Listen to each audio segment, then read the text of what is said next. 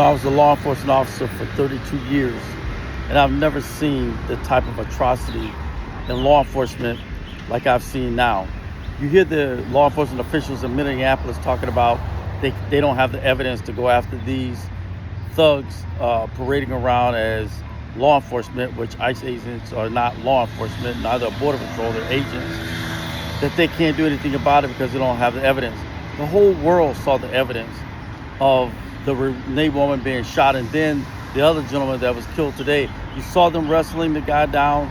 The guy backed up off of him, pointed his gun, shot him, and then continued to shoot him even after the first shot immobilized him on the ground. That's murder. Shouldn't be putting up with that. Then the officials do a pseudo so-called press conference where they're giving all these excuses, talking about don't respond, don't act out, don't be upset, and we're going to call the National Guard. We got them on standby. We haven't activated them against these people killing American citizens, but just be patient.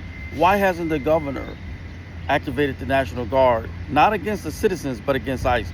They only talked about activating the National Guard after this latest incident happened, but not against ICE. But they want to activate them against the citizens. All they need to do is, if they're going to ask for outside agencies to come help, get the State Patrol, get the National Guard, get other agencies, and go arrest ICE for violating state law. I think murder is also a state law violation. You don't have to wait for the feds to give you evidence to do anything. Murder, assault, all of those things are also state law violations. Arrest those guys under state law. That way, their felonious leader cannot pardon them.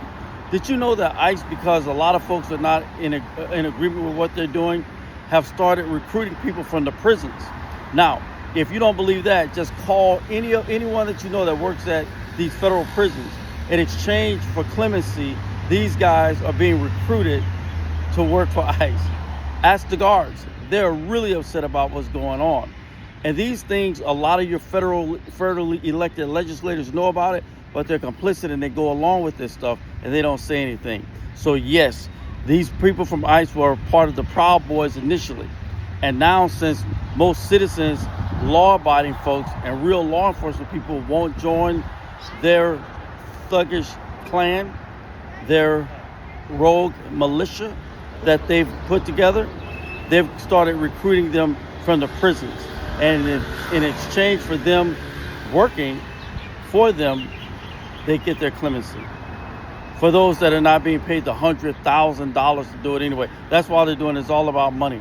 But if their leader now has said they can do whatever they want to do, no matter what the law is, that's not right. Just because ICE has a policy that they can go in your house without a warrant, that violates federal law.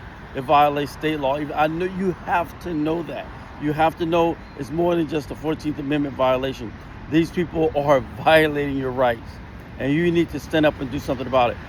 Please, for the sake of your family, for your own sake, for God's sake, unelect these people. Anyone who served in any federal public office for more than 8 years need to be unelected. Anyone who has been there less than 8 years but is going along with these atrocities that are happening and acting like it's not a big deal so they can desensitize you to just go along with it, need to be unelected.